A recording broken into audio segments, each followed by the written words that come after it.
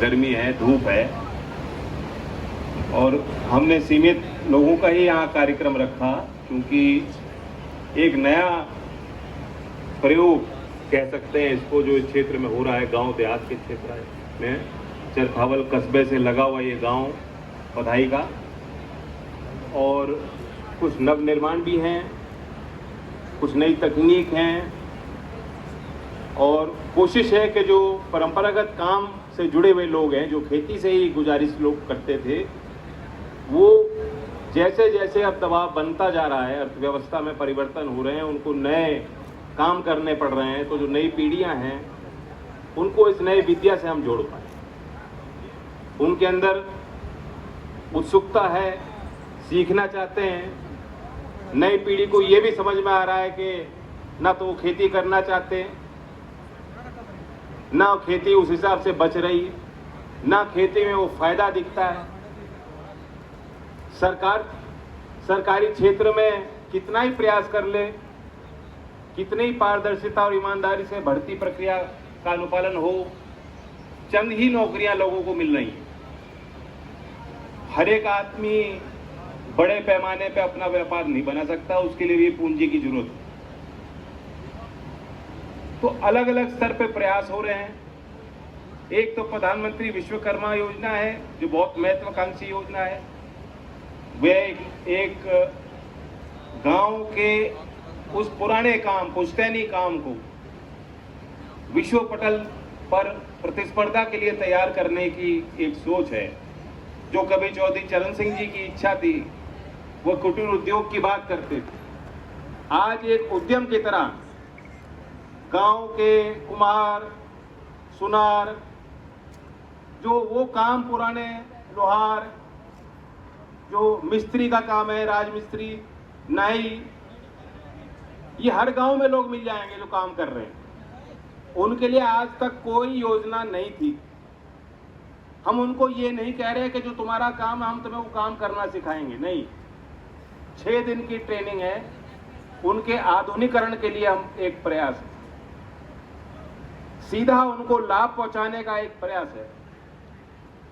Global मंडी की क्या आवश्यकताएं हैं, ई कॉमर्स में अगर उनको अपने उत्पाद को पहुंचाना है, जो कॉमर्स मंत्रालय ने उनके लिए पोर्टल बनाया है, जेम पोर्टल जो बनाया है, कैसे एक गांव में व्यक्ति जो हाथ से कारीगरी कर रहा है वो अपनी चीज को वहां तक पहुंचा सकता है, कैसे उसकी किस एंगल से तस्वीर खींचनी है, कैसे उसका प्रोडक्ट पोर्टफोलियो बनाना है, किस दाम पे वो चीज बिक सकती है, ये सारी शिक्षाएं भी उनको दी जाएंगी।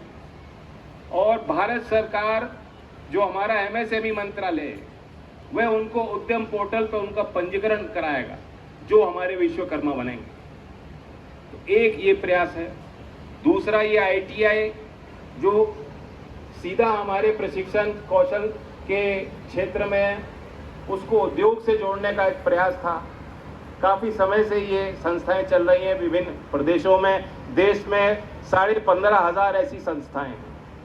लेकिन ये महसूस हुआ क्योंकि उद्योग जगत से आवाज़ें उठती थीं कि जिनको हम नौकरी देते हैं हमें तो उन्हें बिल्कुल वो शून्य के स्तर पे होते हैं, हमें खुद उनको तैयार करना होता है।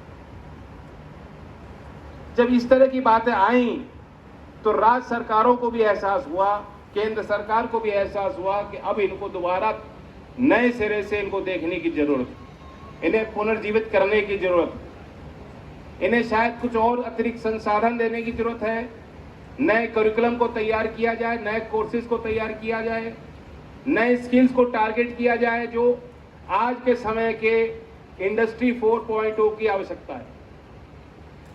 क्योंकि अब कोई काम आइसोलेशन में नहीं है।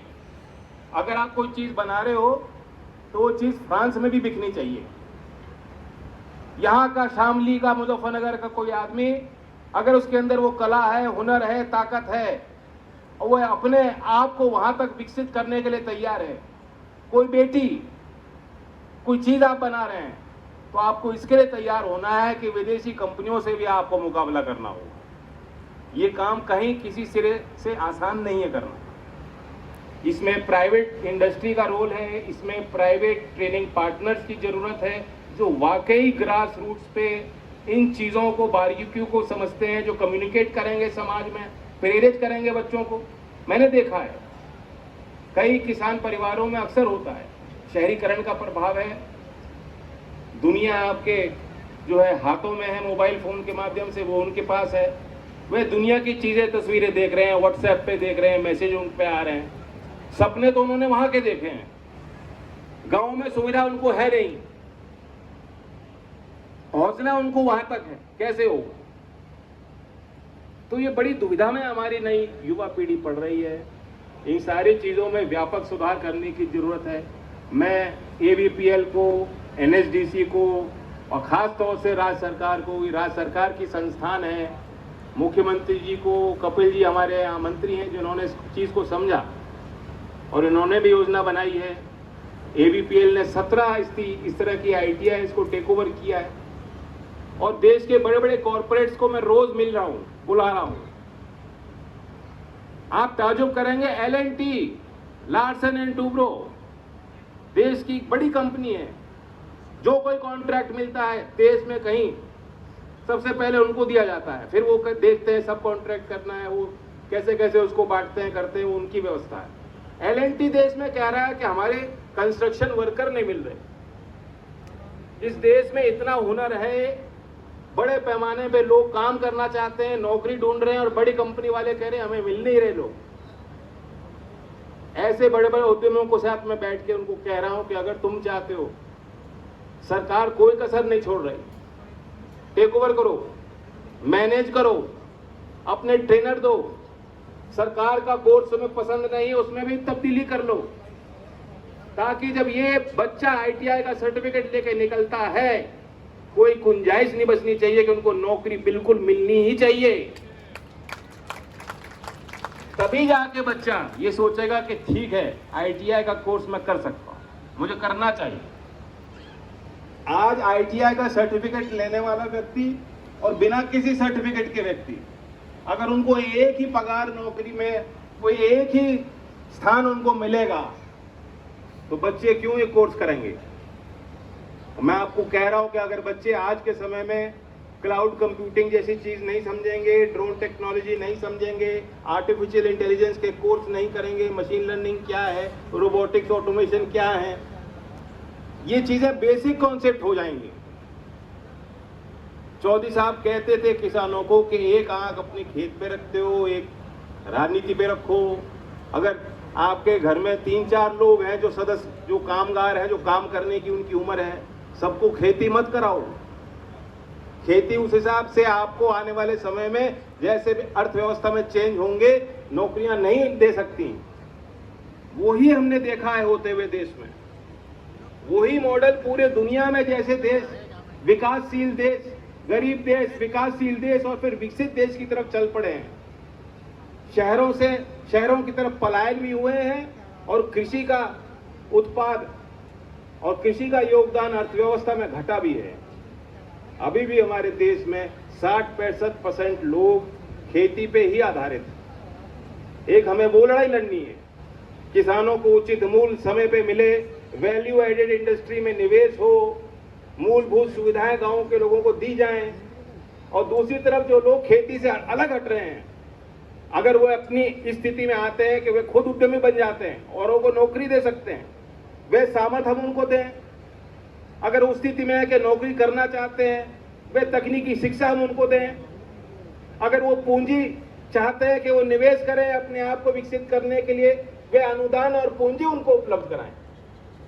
तो अलग अलग स्तर पे भारत सरकार और राज्य की सरकारों को काम करना होगा। आपने कल देखा प्रधानमंत्री जी ने कौशल विकास को दोबारा बल दिया है।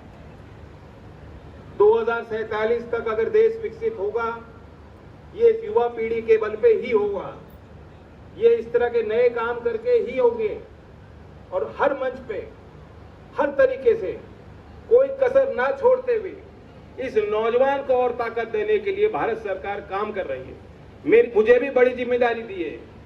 मैं चाहता हूं, क्षेत्र के सभी लोगों से मैं अपील करता हूं, लोक दल के भी कार्यकर्ता हैं, बीजेपी के लोग हैं, सामाजिक लोग यहाँ हैं, विधायकगण हैं, मंत्री हैं, हम सब लोग जाके लोगों के बीच जाके उनको प्रेरित करें।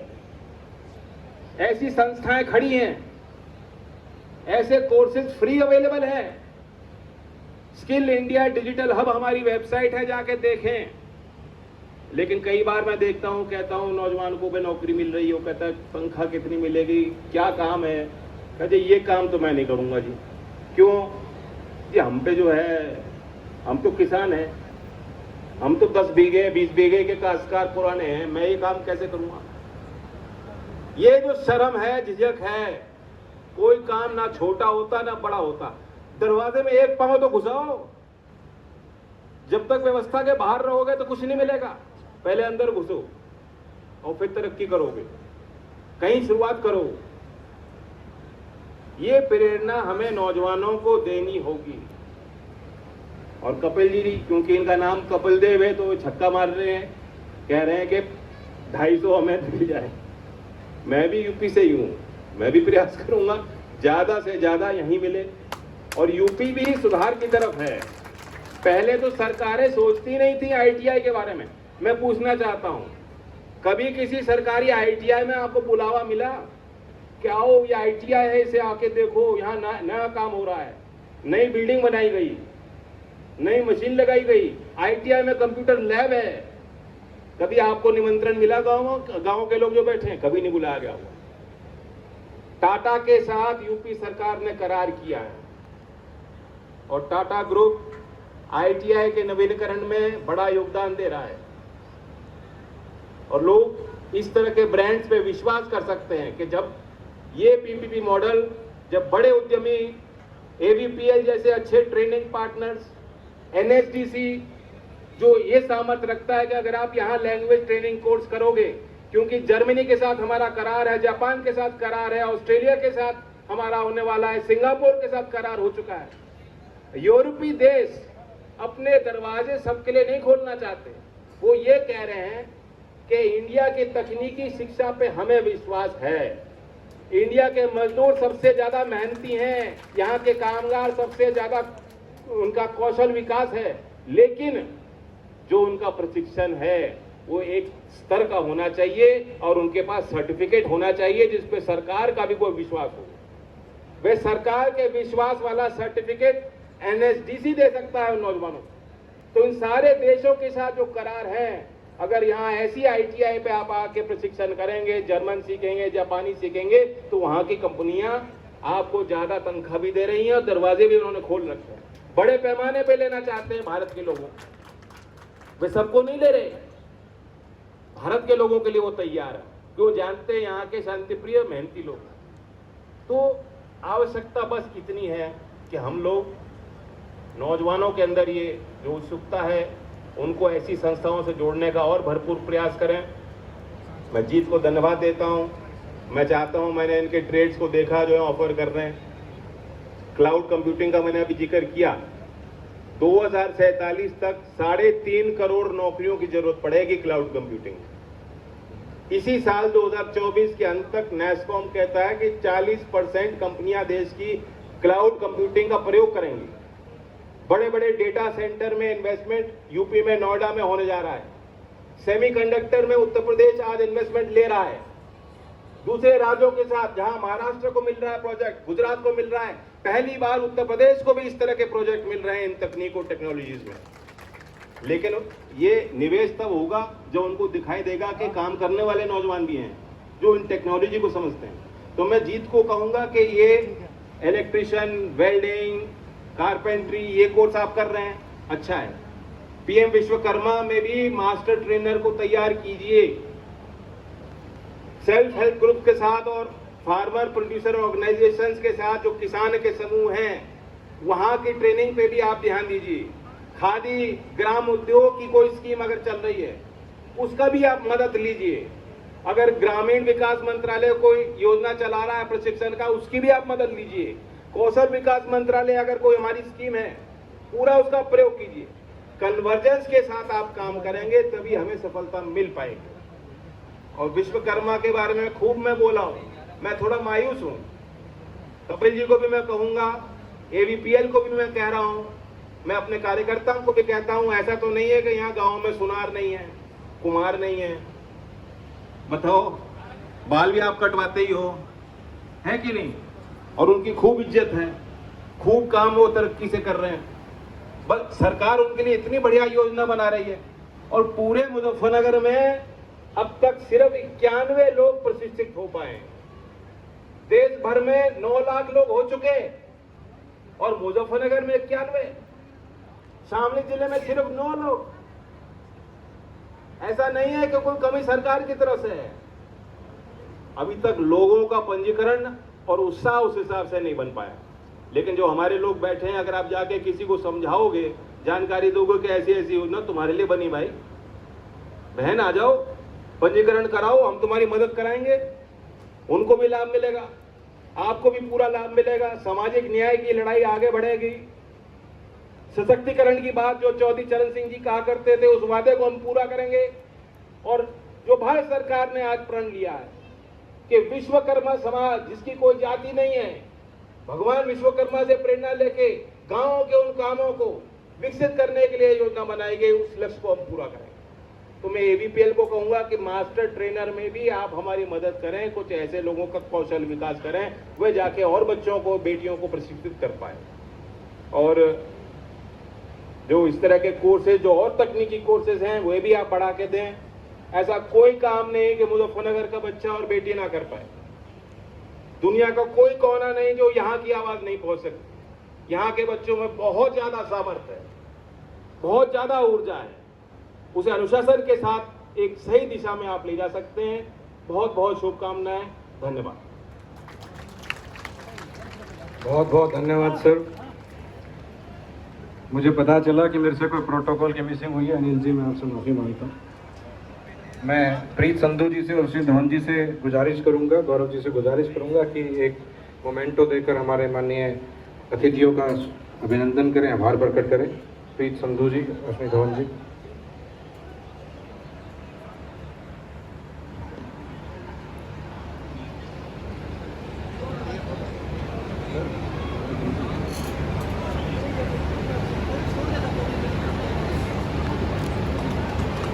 हमें 3-3 4-4